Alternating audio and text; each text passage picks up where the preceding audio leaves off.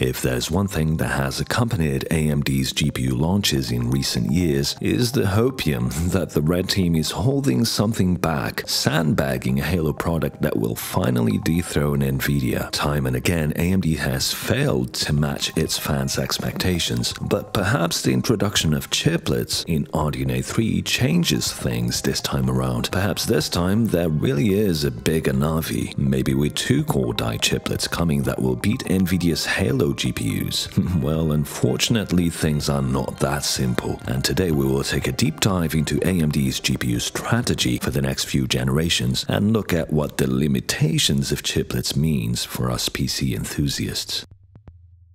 Today's video is sponsored by Urcdkeys.com. If you buy a retail Windows 10 key, you will probably spend $100 or more, but if you buy an OEM key using a service like Urcdkeys, it will cost you less than $15 after you use the coupon code C25. The keys work globally, and if you want Windows 11, what I recommend you do is just buy Windows 10 and get a free upgrade while you can. Personally, I use Windows 10 Pro. Once you've made your purchase using one of the many different payment options available, you will instantly find your key in your purchased orders on the Urcdkeys website. Click Get Keys and copy the key. Then, after you've installed Windows, of course, press Start and search for Activate and click on Activation Settings. Then click Change Product Key, paste in the key and click Next. That's it. Quick and easy and cheap, and your Windows 10 is now activated. If you need Office 2021 Professional, you can use the same 25% discount code C25 and get it for just $59.98. Since you're over there, check out the Black Friday sale for some great discounts on peripherals like lightweight gaming mice and controllers and some very affordable 60% mechanical keyboards. Thank you to Urcdkeys for sponsoring today's video. Check the links in the video description to get your OEM Windows keys today.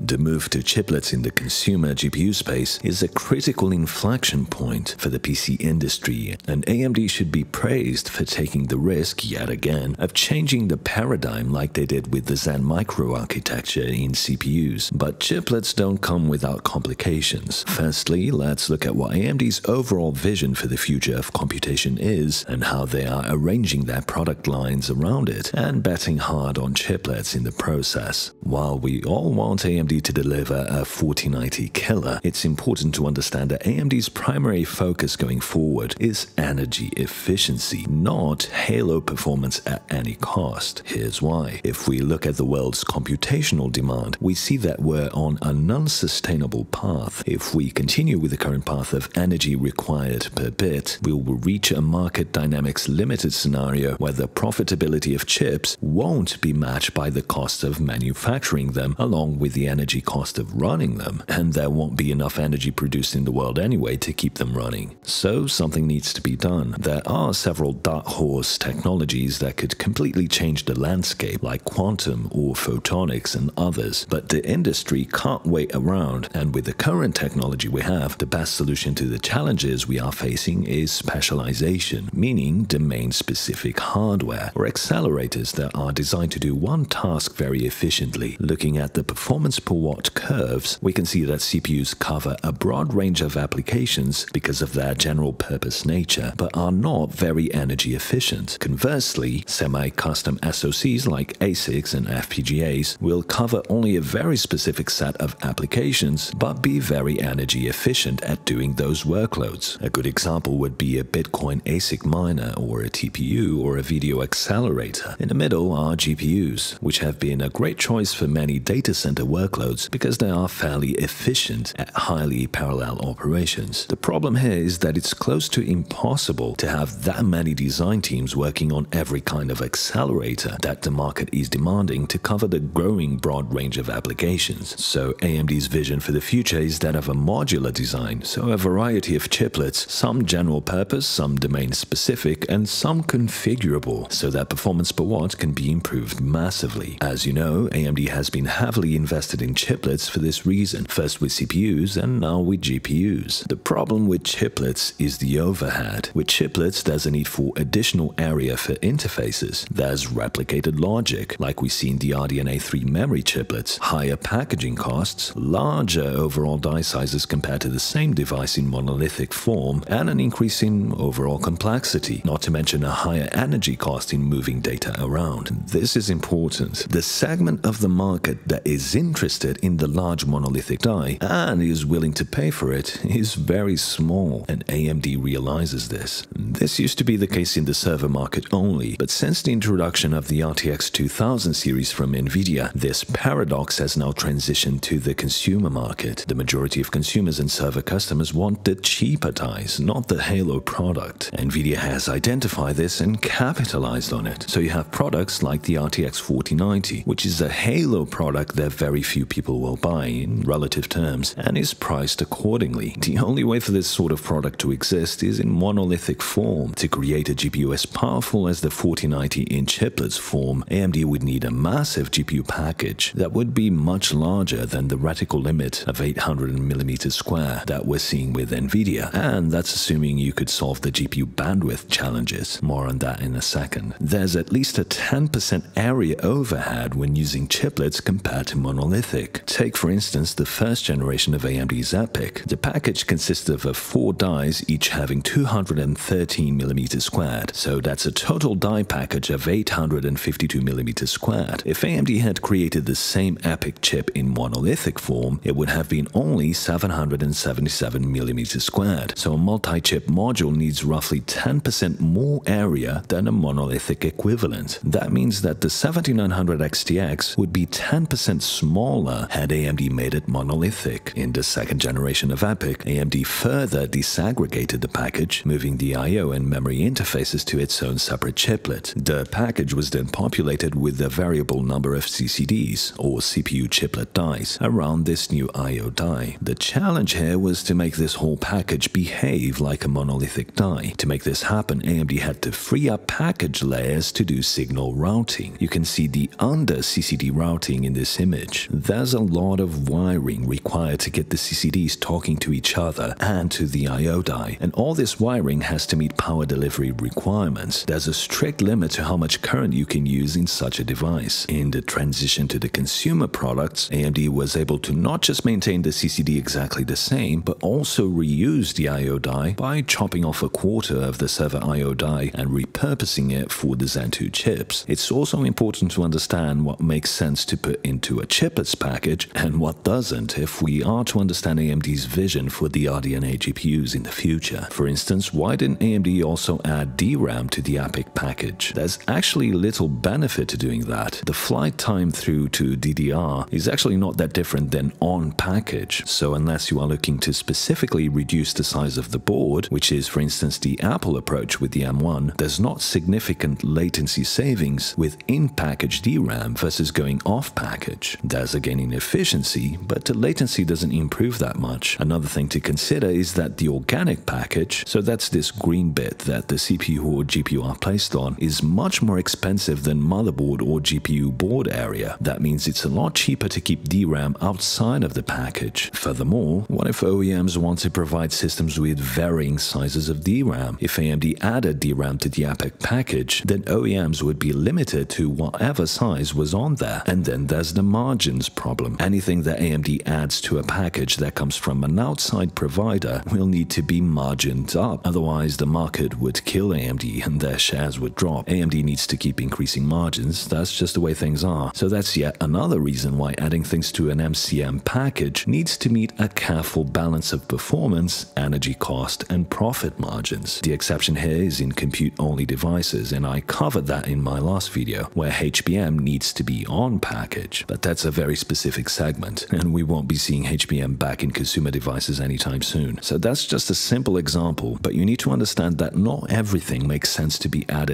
into an MCM device, be it EPYC or Zen or RDNA3, and each of these will have individual limitations and objectives that will dictate what makes sense to be in package and what doesn't. One big difference you'll notice from AMD's EPYC and Zen lines compared to RDNA3 is that the CPU's package is on an organic organic substrate, whereas RDNA3 is on an interposer. So simply doubling the 7900 XTX graphics die is not possible because the interposer would exceed the reticle limit for silicon. So could AMD put two graphics dies on the same package? If AMD was planning die-to-die communication for a larger RDNA3 device, it's unlikely that the 7900 XTX would be built on an interposer. Like Zen, AMD would have used an organic substrate if they were planning such a device. It's unlikely that you can have fast enough die-to-die routing to make that possible without an interposer. The modularity that we see in Zen 2 and Zen 3 only makes sense in an organic substrate, both technically and economically. Now, the third option would be for AMD to create a whole new, larger graphics core chiplet. Would that be possible?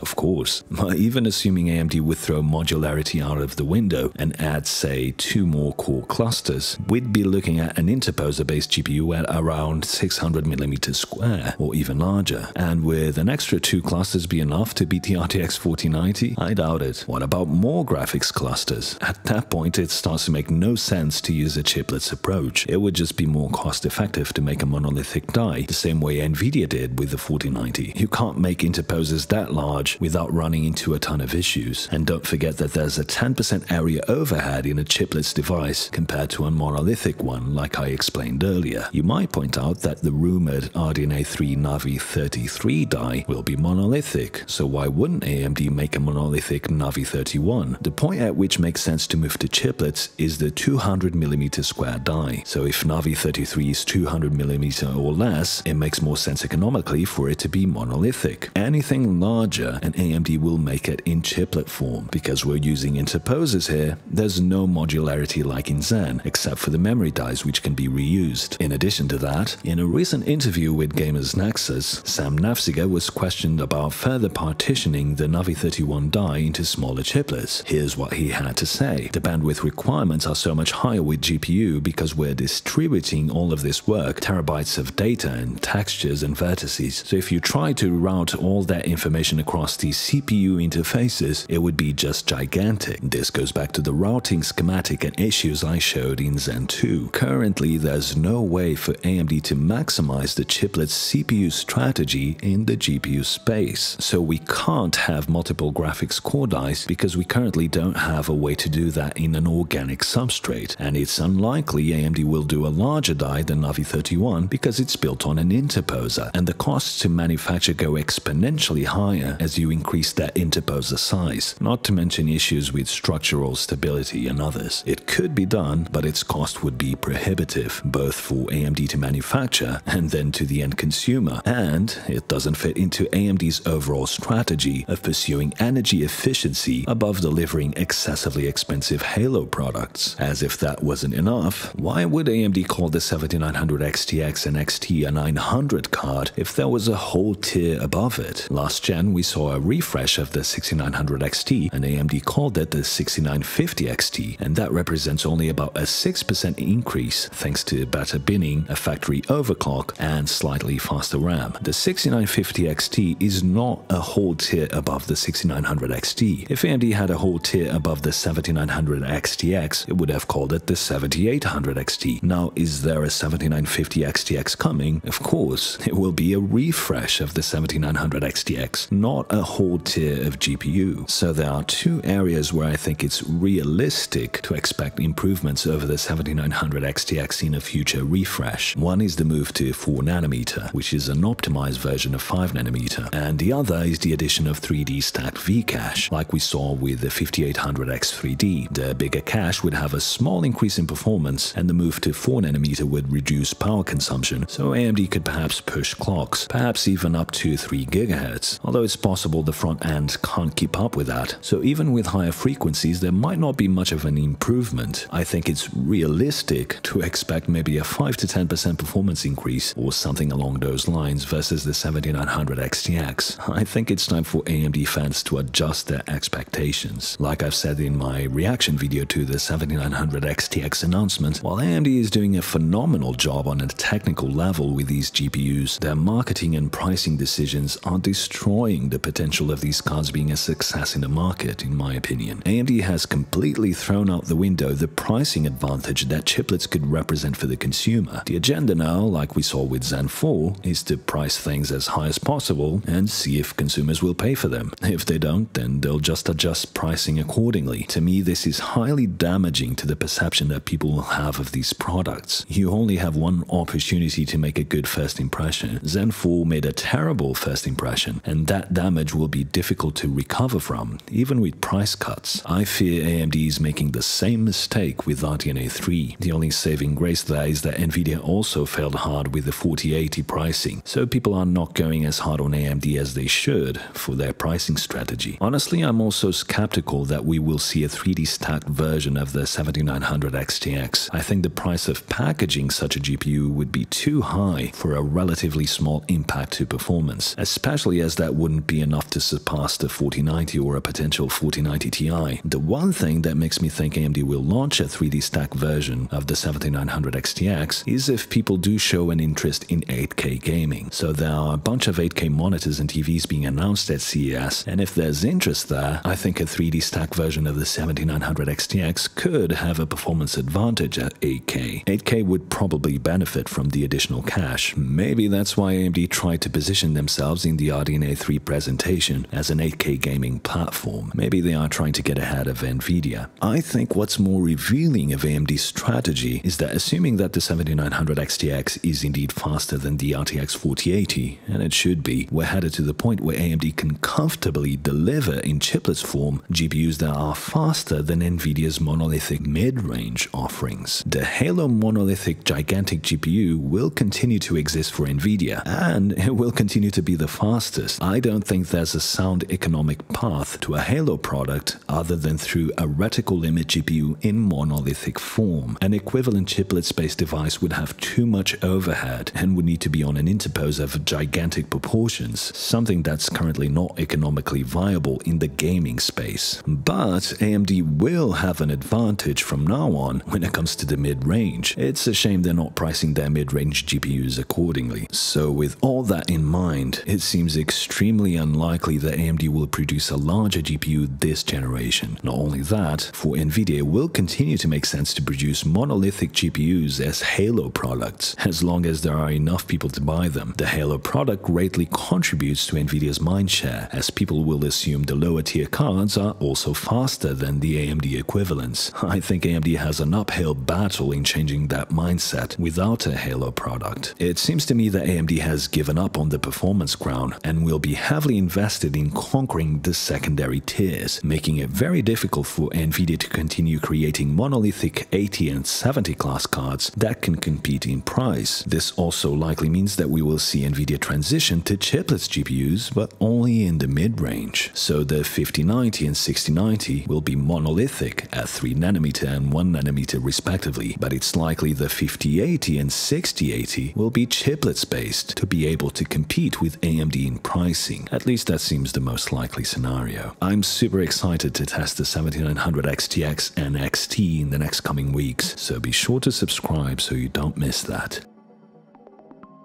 This video was made possible by my awesome patrons. Consider supporting me on Patreon for just $1 per month and get exclusive access to the Cortex Discord server. Thanks for watching, and until the next one.